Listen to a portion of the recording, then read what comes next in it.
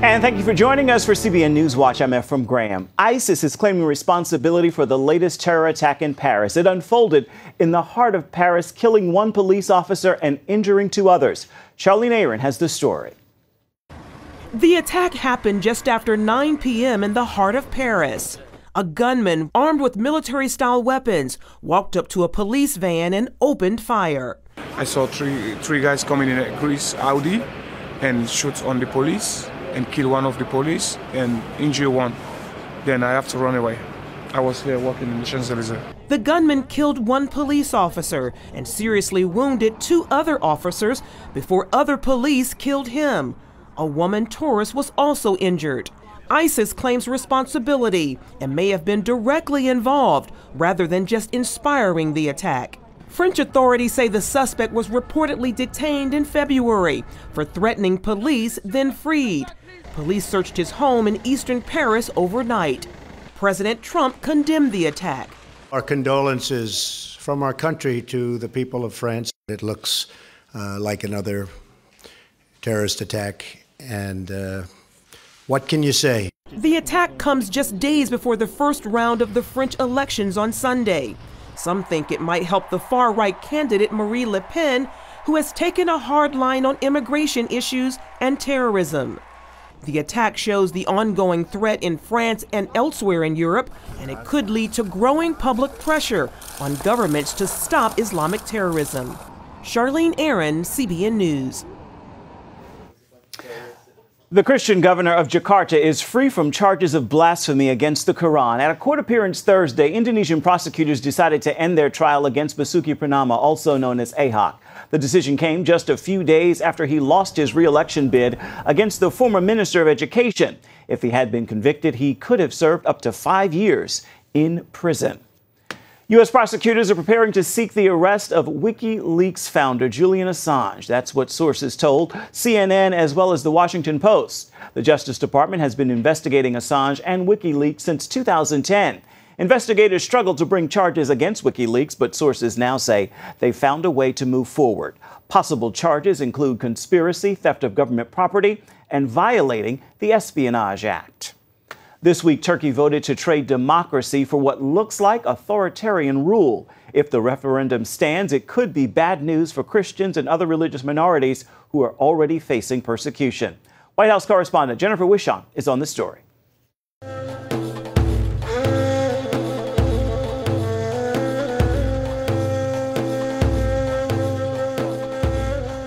With a narrow vote that's being challenged after allegations of fraud, Turks lost checks and balances on their government, just barely handing Turkey's president Recep Tayyip Erdogan the executive powers he's craved since a coup threatened to topple his reign last summer. The problem is that there are serious allegations, and in fact not only allegations, but evidence of electoral fraud. Aykan Erdemir served in Turkey's parliament until 2015. There are hundreds of cases of ballot box stuffing. What's even more scandalous is that the Supreme Council of Election changed the rules of counting over an hour into the counting, which is always, an embarrassing smoking gun for the government. Erdemir, a Muslim Turk, has dedicated his career to defending minority rights in his country, including those of Christians and Jews.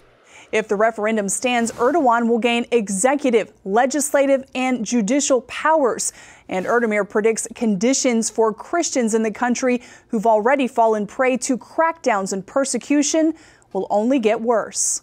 During his victory speech, Erdogan invoked religious incitement, accusing the West of starting a crusade against Islam. So he's again using that very kind of belligerent kind of clash of, Islam versus Christianity. It's the battle of the cross versus the crescent rhetoric. And you can imagine if you are a member of the Turkey's Christian or Jewish communities, you will feel very threatened because you are a citizen. You technically, on paper, you have the same rights as Turkey's majority Muslim population, but you have a president who continues to single you out. It doesn't bode well for American pastor Andrew Brunson. He's been confined to a Turkish jail cell since October, swept up in a terrorism investigation but never formally charged. Unfortunately, Pastor Andrew Brunson is now a pawn, kind of a trump card in Erdogan's hand. That there's absolutely no rule of law or due process in that case. It's a completely bogus case. Anyone who has looked at the case knows that these are trumped-up charges. Still, the vote wasn't the clear mandate Erdogan wanted, and now he's set his sights on another proposition for voters: restoring the death penalty. My prediction is he will continue to use this insightful anti-Western, anti-Christian, anti-Semitic rhetoric because it really mobilizes people. It brings votes to Erdogan. And he knows firsthand that the magic formula in a kind of a majority Muslim country is incitement, religious incitement. And I'm really concerned in the days to come if Turkey goes forward with Erdogan's proposal for a second referendum on death penalty. We could see further reprisals against Turkey's minority faith leaders. Turkey abolished capital punishment in 2004. The nation has been in talks to join the European Union for years, but a return to the death penalty is a deal breaker. However, instead of leaning to the west, America's ally is looking more like the countries to its east. Erdogan wants to prevent future coup attempts, but by weakening Turkey's democracy, he's likely made himself more vulnerable. Jennifer Wishon, CBN News, Washington. This weekend marks Holocaust Remembrance Day, and while the world remembers this historic tragedy, many Holocaust survivors are living their final years in terrible poverty. This Facebook video shows the story of one such survivor, Olga, who was hunted by Nazis during World War II. Now she lives alone in the Ukrainian countryside, freezing and starving with very little to eat. You can see this video and find out what's being done to help Holocaust survivors who are living in such horrible poverty by going to cbnnews.com. Coming up, a Democratic senator who's crossing party lines to break the gridlock. More from Senator Joe Manchin after this.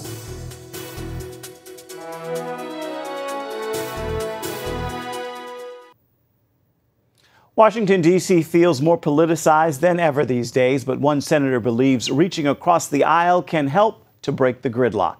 Abigail Robinson brings us more on this seemingly lone wolf on Capitol Hill. That's really interesting. On the surface, it would seem Senator Joe Manchin might feel a bit vulnerable. In less than 2 years, the West Virginia Democrat faces re-election in a state that went overwhelmingly for President Trump. Plus, there are the recent votes where he went against party. But if Senator Manchin's concerned, he's not showing it. I don't hold a party line. A party line to me is what's good for West Virginia. If I can go home and explain it, I'll vote for it. If I can't, I don't. Despite being appointed to Democratic leadership days after the 2016 election, Manchin has been one of the few, and in some cases only, Democratic senators to vote for Trump appointees like Judge Neil Gorsuch and Attorney General Jeff Sessions. I've been up front from the day one. I said I'm going to be differential to an executive, a president or a governor that wants to put their team together. But I've been very open. I look at each one individually. I give everyone the benefit of the doubt and try to let the executive put their staff together. The ones I vote against are some that I think that either weren't qualified or didn't have the experience level to do the job right. But progressive Democrats are not so understanding of his stance, with activist groups calling for his removal from Senate leadership, referring to him as a Trump apologist. I'm just trying to be reasonable, but boy, it's a tough place to be reasonable. This situation is a familiar one for Manchin, who disagreed with President Obama's coal policies that he says had disastrous consequences for American jobs and the economy. They were horrible because it was not a rational energy policy. I've said this. I'm all for renewables. I'm for wind. I'm for solar. I'm for biomass. I'm for everything. But I'm also a pragmatist. I understand that it's only going to do so much for me within the system of demand of energy we have in this country. If that's where you think you want all your energy to come from, tell me what 4 to 5 hours a day you want your energy. What 4 to 5 hours a day do you want your electricity to work? Do you want your refrigerator to stay cool? Do you want to heat your home? While much of West Virginia industry centers on coal, hundreds of mines have closed down in recent years due to new environment regulations.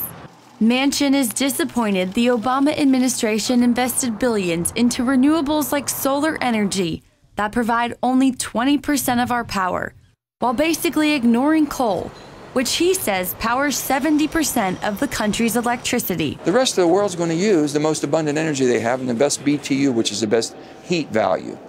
That's going to be coal. They're going to use it. And if they're going to use it, let's make sure they use it cleaner. Well, they can't use it cleaner unless we develop the technology.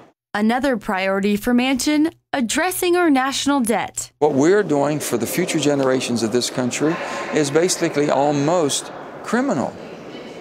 I mean, you're passing on to your children an unmanageable debt when you could fix it. He thinks a reasonable tax policy is the answer. The super wealthy 1%ers shouldn't have the privileges that nobody else gets. They should pay a fair share.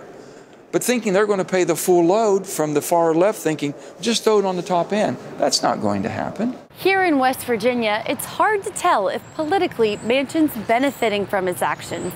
Republicans seem impressed by his votes, but he's lost support from some Democrats. I think it's too much to the right. He's Democrat, I'm a Democrat also. But I certainly disagree.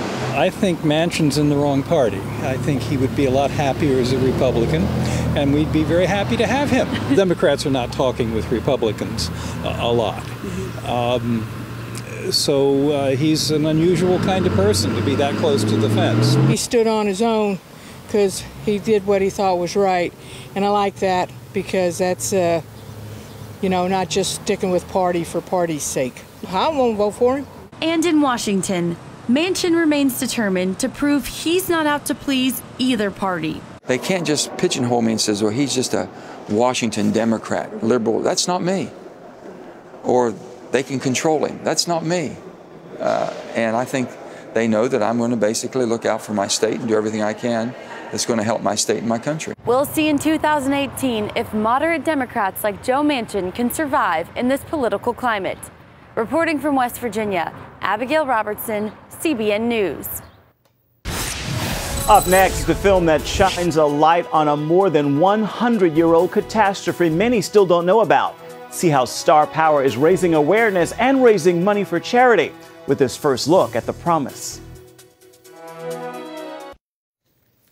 Monday, April 24th, Armenians in America and around the world will pause to remember more than 1 million people who lost their lives to genocide, many of them Christians. It's a more than 100-year-old catastrophe many still don't know about. But a film hits theaters today, hoping to shine a light on this often forgotten piece of history. The Promise is a fictional love story inspired by real-life events, and all the profits are being donated to charity. I sat down with the stars, Christian Bale and Oscar Isaac, for this look at the movie. I have to go. Mikhail. I have to find them. Mikhail, leave these people alone. You're safe in the woods. No, I'm not safe. No one here is safe. In The Promise, Oscar Isaac plays an Armenian desperate to save his family from being rounded up and killed. The legendary Chris Myers.